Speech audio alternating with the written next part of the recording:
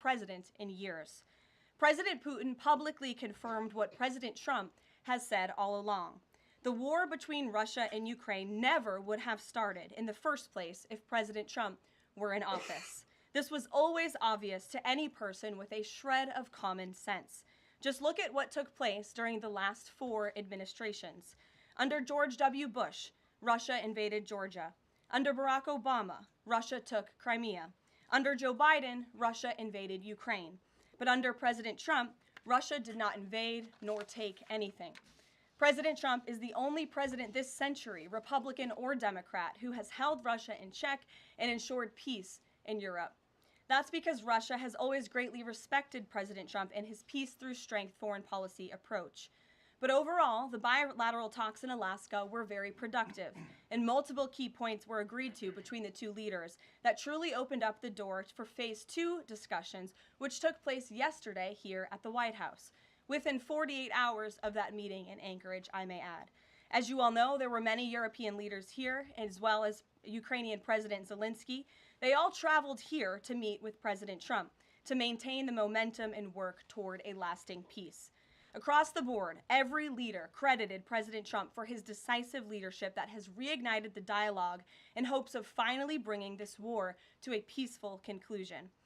2 quotes in particular capture the progress that was made and the optimism moving forward. Finnish President Alexander Stubb said, "I think in the past 2 weeks, we've probably had more progress in ending this war than we have had in the past 3.5 years. Again, that is the president of Finland, a country that shares a border with Russia. That's what we call the President Trump effect. NATO Secretary General Mark Rutte also summed it up well. Without President Trump, this deadlock with Putin would not have been broken. He is the only one who could do this." Following the encouraging conversations yesterday, President Trump spoke with President Putin by phone, and he agreed to begin the next phase of the peace process, a meeting between President Putin and President Zelensky, which would be followed, if necessary, by a trilateral meeting between President Putin, President Zelensky, and President Trump. As the president said, Vice President Vance, Secretary Rubio, and Special Envoy Witkoff will continue to coordinate with Russia and Ukraine to make this happen as soon as possible. It's very important to remember that before President Trump's landslide victory last November, there was no end in sight to this bloodshed. Now, there may finally be light at the end of the tunnel and an opportunity for lasting peace. That's because President Trump is the peace president, and American leadership is back on the world stage. It should not be lost on anyone in this room that world leaders are coming right here to Washington, D.C. for help. While previous presidents have traveled halfway around the world to apologize for America, President Trump stands up for America, and he has firmly restored America's status as the undisputed leader of the free world. However, one thing that has absolutely not changed is the media's negative and downright false coverage of President Trump and his foreign policy accomplishments. From the beginning of this entire process, much of the left-wing media has been actively rooting against the President of the United States in the pursuit of peace. Initially, the media ridiculously claimed that President Trump was somehow beholden to Russia for even agreeing to have a face-to-face discussion with President Putin inside of the United States. The media said President Trump was making a grave mistake by, quote, legitimizing Putin. They were aghast that President Trump would treat another world leader like a world leader. The media relentlessly attacked President Trump and claimed he suffered a, quote, major defeat for not immediately emerging with a final agreement, even though he said heading into that meeting, this was a meeting to listen and to understand how to move the ball forward. All weekend following those historic U.S.-Russia bilateral talks, we listened to clueless pundits on television trying but failing to claim that the president had failed. The so-called experts in the foreign policy establishment, whose record is nothing but endless wars, trillions of wasted taxpayer dollars, and dead Americans, have the nerve to try and lecture President Trump, who has solved 7 global conflicts in 7 months, about peace. This is the same president, by the way, who brokered the Abraham Accords in his first term, on top of more than half a dozen other peace deals this year alone, as I just said. We also saw yesterday the president of Ukraine and all of the other major leaders of Europe fly across the Atlantic Ocean to meet President Trump at the White House because of the progress that was made, and that, if you ask the media, failed meeting, but it was not. It was highly productive and it was successful. This is why Americans' trust in the mass media is at a lowest point in more than 5 decades. Diplomacy is a delicate process, and instead of reporting the facts about what is happening here at this White House and what is happening between this president and other leaders around the world, many outlets in this room continue to try to actively undermine the president and sabotage the efforts towards peace. That is why I felt the need to set the record straight. In other news, on the home front, President Trump's efforts to make D.C. safe again are working. There have been a total of 465 arrests since the start of this operation on Thursday, August 7th. Last night, there were a total of 52 arrests, including the arrest of an illegal alien MS-13 gang member with convictions for DWI and drug possession. Thanks to President Trump's leadership and the outstanding work of both federal and local law enforcement, dangerous gang members like the one picked up last night will not be allowed on the streets of our nation's capital. Other arrests last night included assault with a deadly weapon for stabbing, parole violation for robbery, murder, outstanding warrant for attempted murder, assault on federal law enforcement officer, and felony assault. 4 more homeless encampments were also removed during yesterday's reporting period. To date, a total of 48 homeless encampments have been cleared in Washington, D.C. by multi-agency teams. MPD patrol units are actively working with city officials to locate and clear additional encampments and remove homeless residents off of Washington's streets. And despite fake narratives from the media, again, a significant number of the arrests have been in high-crime areas of D.C. In fact, nearly half of all of the non-illegal alien-related arrests have occurred in Wards 7 and 8, the 2 wards that have the highest number of violent crime, as well as homicides and assaults with dangerous weapons last year. So while Democrats continue to coddle violent criminals, President Trump and this administration are focused on putting them behind bars and unapologetically standing up for the safety of law-abiding American citizens, and the White House will continue to provide all of you with the results of this operation in the days ahead. So with that, I will take your questions today. Here in our new media seat today, we have Jack Posobiec, who joined us in Anchorage, Alaska last week. Jack, thanks for being here. Why don't you kick us off? Caroline, thanks so much. So a couple of questions regarding the status of these peace talks. Obviously, we saw the President and President Putin there in Anchorage. We saw the world leaders here yesterday with this summit. We've heard phrases like coalition of the willing. We've also heard Article 5-like guarantees.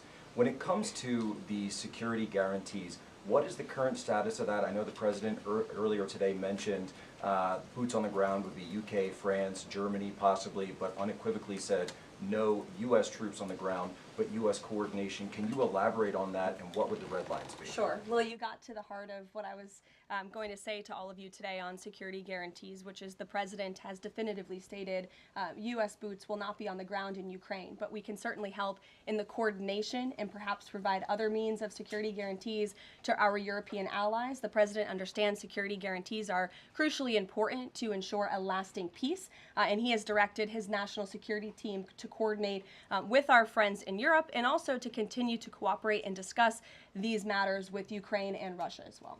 Caroline, now have the Russians responded at all? I know we spoke with President Putin last night. What has been their response? Because we've heard some reports from the Kremlin and others saying they're unequivocally against NATO troops on the ground. Well, look, the President continues to have these conversations with both leaders. Those conversations took place in Anchorage, Alaska, again yesterday with the Europeans and President Zelensky, and he has directed his team to come up with a framework for these security guarantees that can be acceptable to help ensure a lasting peace and end this war. And then just last question real quick on this.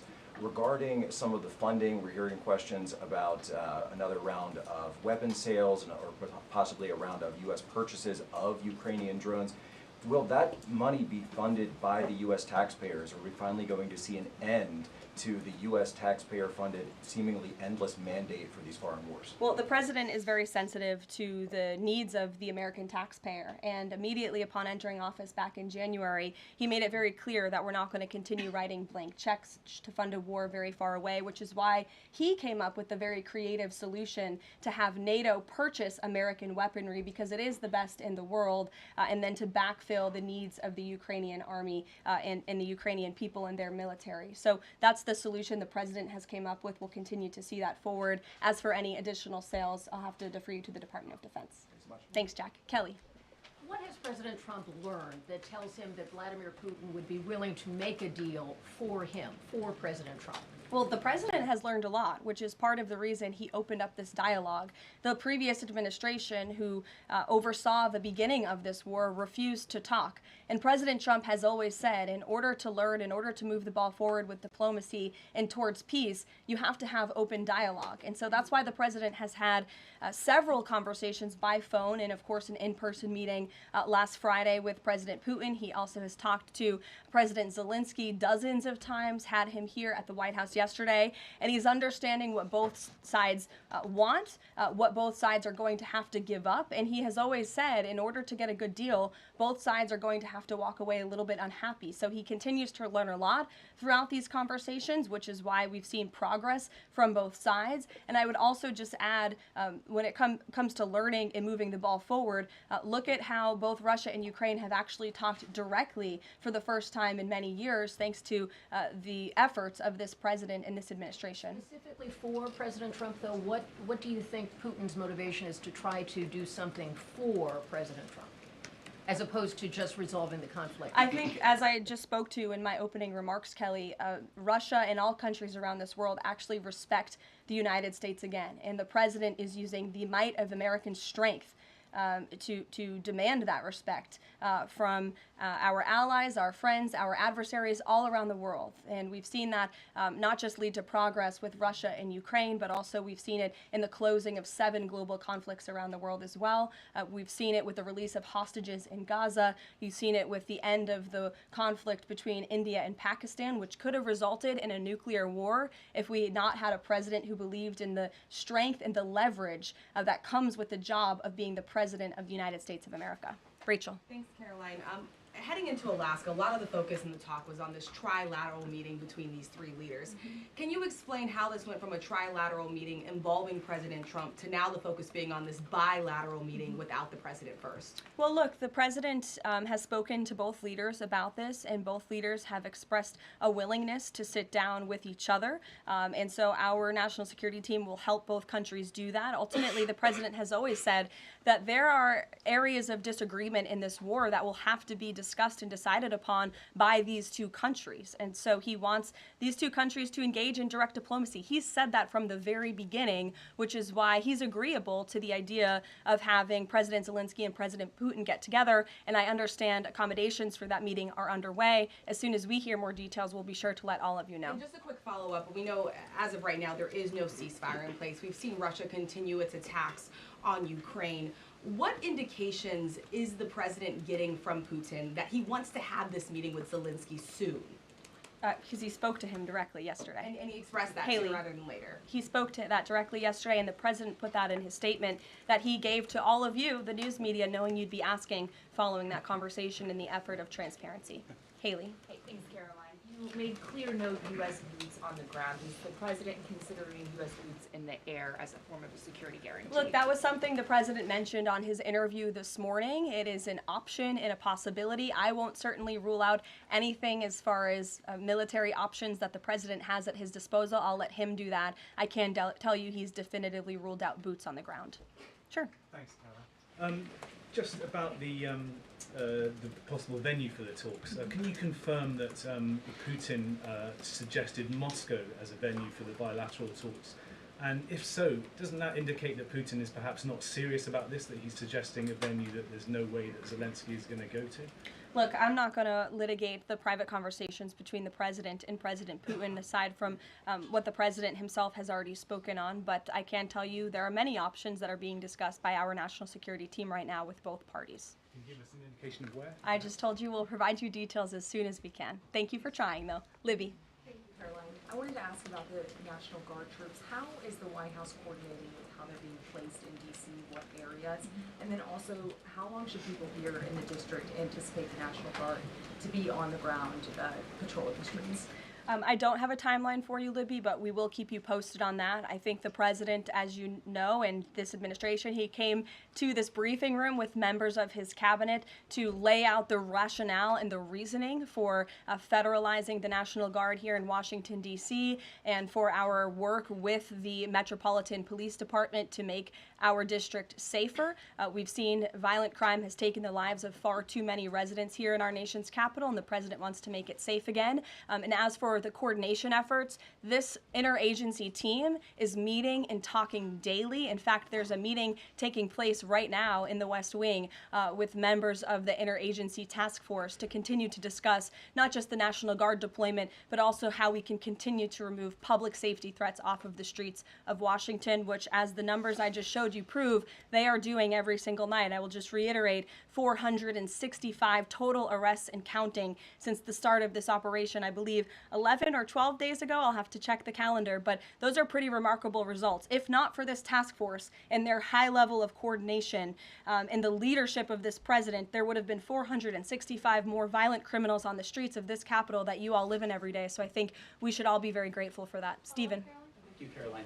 3 questions about the D.C. crackdown. Sure.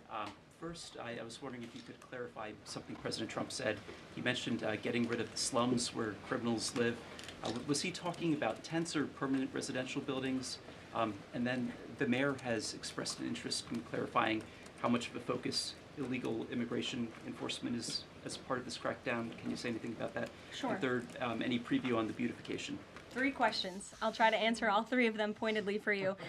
First, when it comes to what you said, and the president said, the slums of Washington, D.C., he's referring to the most dangerous communities, neighborhoods, and streets in this city where, unfortunately, violence has ravaged these communities and taken the lives of, again, far too many law-abiding D.C. residents. We know on July 5th of this year, just more than a month ago, a 3-year-old beautiful young girl was shot and killed in her car with her family in one of these communities, which is why there has been a surge, despite what many of you have been falsely reporting. And I believe it was the Washington Post who put out a map claiming it to be fact-based when it was just based on, I don't know, accounts that they've heard on the street, not actual statistics and data. So we went and reconfigured the numbers, and as I said, nearly half of all the non-illegal alien-related arrests have occurred in wards 7 and 8 in the District of Columbia, where we know, excuse me, there's the highest rate of crime. So we'll continue to do that. And what was your second question, Stephen? Legal immigration,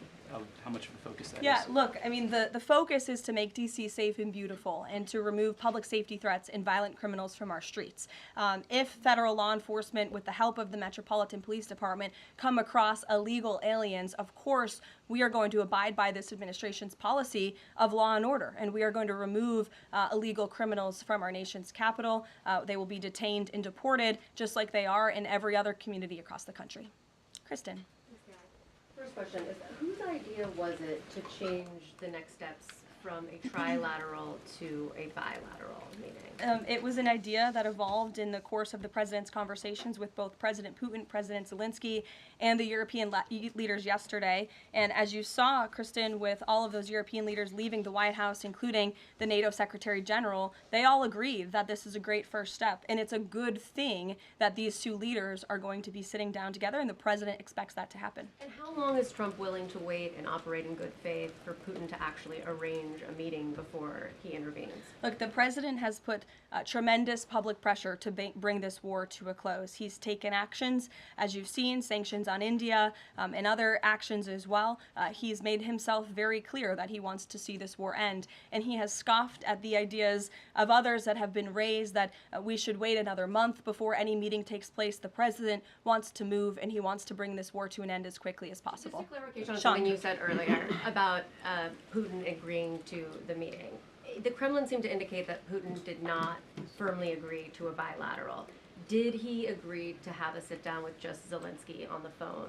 I can assure you that the United States government and the Trump administration is working with both Russia and Ukraine to make that bilateral happen as we speak. Sean. Hey, if the point is to get everybody on the same page, why wouldn't Trump just take the call from Putin while the other leaders were in the room? He said it would be disrespectful to do that. But why is it disrespectful? With all due respect, only a reporter from the New York Times would ask a question like that, Sean.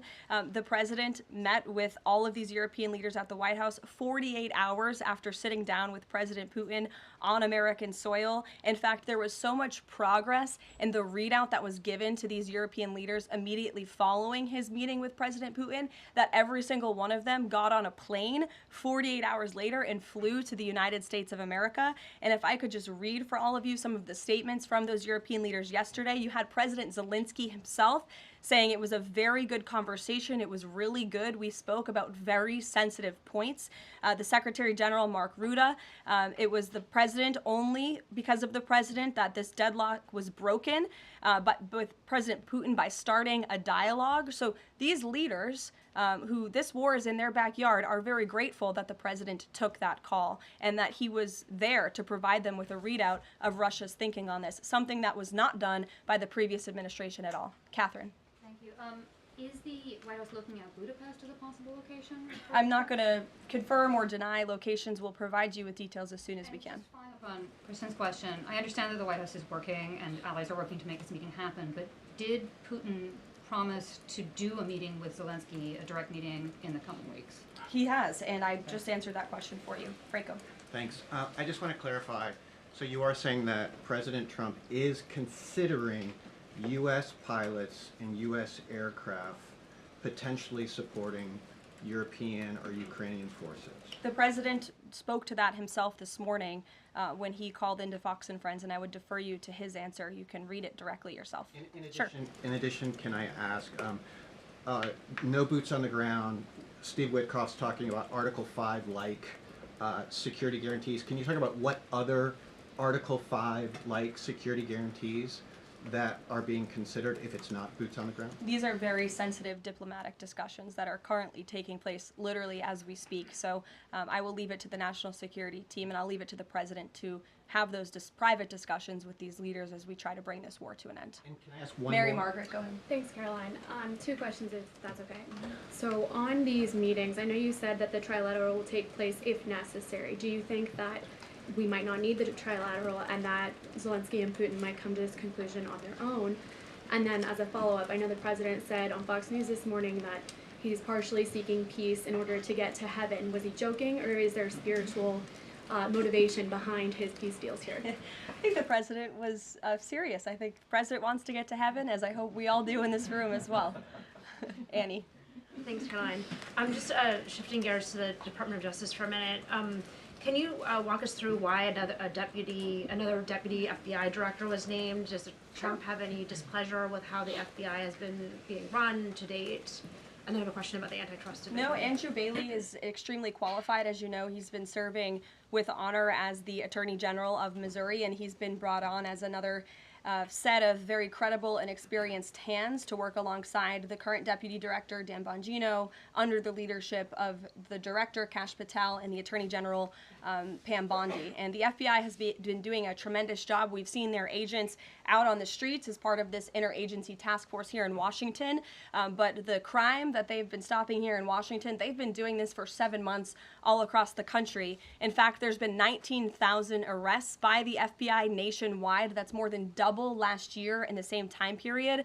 Of those, 1,600 arrests were for violent crimes against children. 4,000 child victims have been rescued by this FBI under this current leadership. 1,000 arrests from investigations of foreign terrorist organizations. There's been 1,500 kilos of fentanyl seized. 6,300 kilos of meth have been seized. And 3 of the top 10 most wanted have been arrested so far. Not a single one of the individuals on the top 10 most wanted list were arrested under the previous administration. We've arrested 3 in 7 months. So when you're actually working and enforcing law and order, you need all hands on deck. And so we look forward to welcoming Andrew Bailey to this new post. Jackie. I have a quick question about Roger Alfred, who's a former DOJ official. He gave a speech in Aspen yesterday where he said that senior DOJ aides are cutting deals with favored lobbyists. I'm wondering if the president has any concerns at all with the way the antitrust division is working. I have no idea who that individual is. I don't know why he made those comments. I don't know what basis he's making those comments on.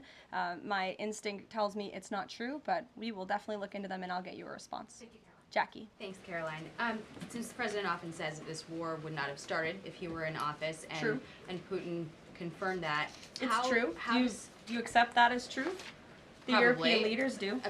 well, And but President the po- Putin himself said that, by he the way. did say that. The question I have though is, what is the president going to do to ensure that these security guarantees last beyond him into the time when he is no longer president? And does that have to involve Congress at all? Well, he understands the need for that, which he spoke to yesterday.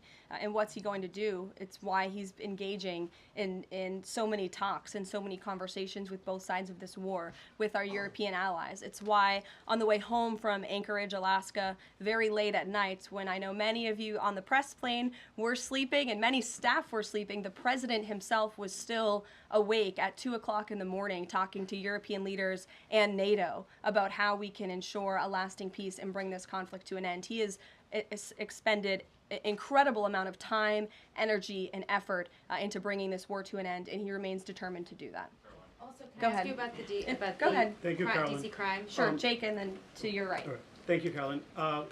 Which of the half dozen peace deals that the president's pulled off would you say he's the most proud of? And then I have another question. That's a good question, Jake. I'll leave that to the president to answer. I think he's proud of all of the peace deals that he's been able to achieve. You saw the president of Armenia and the head of Azerbaijan both at the White House just a couple of weeks ago. The president, I know, very much enjoyed spending time with them and helping to bring that conflict to an end.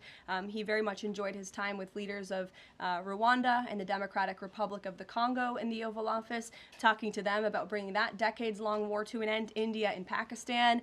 He used trade in a very powerful way as leverage to bring that conflict to an end. So I know he's very proud of all of these achievements, and I know he's very honored to serve as the President of the United States and to restore peace around this world. Go ahead. So you mentioned Armenia and Azerbaijan. That's a conflict that, I spent time in the Southern Caucasus covering that.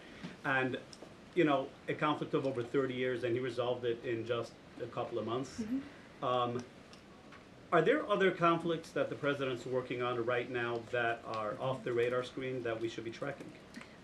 In fact, there are many. The State Department is always working around the clock under the leadership of Secretary Rubio and keeping the president apprised of conflicts that are bubbling up all over the world. But of course, as you all know, as we've talked a lot about in this briefing, he's spending a lot of time right now on ending this war in Russia-Ukraine, and of course the conflict in Israel and Gaza, which he wants to see come to a close as well. Sure, go ahead. So the president says that he's starting a movement to eliminate mail-in voting, but states administer elections, not federal authorities. So can you provide any more details about how the White House plans to eliminate that? The White House continues to work on this, and when Congress comes back to Washington, I'm sure there will be many discussions with our friends on Capitol Hill and also our friends in state legislatures across the country to ensure that we're protecting the integrity of the vote for the American people. And I think Republicans generally, and the president generally, wants to make it easier for Americans to vote and harder for people to cheat in our elections. And it's quite mind-boggling that the Democrat Party could stand in opposition to common sense. He wants to ensure election integrity. There were great efforts that were made in 2024. I won't get ahead of myself for Hatch Act reasons to get ahead for the next election, but I can assure you this is a priority for the president. Go ahead. If I could just follow up on your comments about Gaza. Sure. There was a ceasefire proposal put forward by both Qatar and Egypt. Hamas accepted it on Monday. Israel has yet to officially weigh in. I'm wondering if the U.S. was at all involved in it, if it's supportive of it, and whether or not the president believes Israel should accept it. I don't think it's a coincidence that Hamas accepted this proposal after the President of the United States posted a very strong statement about this conflict on Truth Social yesterday. I would refer you back to that statement. As for this proposal that Hamas has now accepted, the United States continues to discuss it, and I'll let the President weigh in on it definitively. You're welcome. Sure. Caroline, can you describe the president's perspective on taking a stake in Intel in exchange for federal grants? And is this a Are we expecting to see the White House make similar arrangements with other semiconductor companies and manufacturing companies? Well, the president, he's been very clear about the need to reshore manufacturing. That's critical to our national and economic security. That is especially in regards to chips and semiconductors, which is why the president has initiated the Commerce Department to conduct a study on semiconductors, a Section 232 investigation, so we can ultimately implement tariffs. And it's why our export license requirements remain in place as well. As for this 10% government stake deal, the Department of Commerce continues to work on it. I know Secretary Lutnick is working on it and ironing out the details, but the president wants to put America's needs first, both from a national security and economic perspective. And it's a creative idea that has never been done before to ensure that we're both reshoring these critical supply chains while also gaining something of it for the American taxpayer. You're welcome. Emily. Thanks, Caroline. I wanted to ask about the 3 U.S. warships that are being sent to Venezuela, and there's 4,000 Marines on board. Are you looking at possibility of boots on the ground there? What I will say with respect to Venezuela, President Trump has been very clear and consistent. He's prepared to use every element of American power to stop drugs from flooding into our country and to bring those responsible to justice. The Maduro regime is not the legitimate government of Venezuela. It is a narco-terror cartel. In Maduro, it is the view of this administration, is not a legitimate president. He is a fugitive head of this cartel who has been indicted in the United States for trafficking drugs into the country. And with that, I will leave you all, and we will see you later, if not tomorrow. And I look forward to taking more of your questions. Thank you. Thanks, Caroline. Thank you.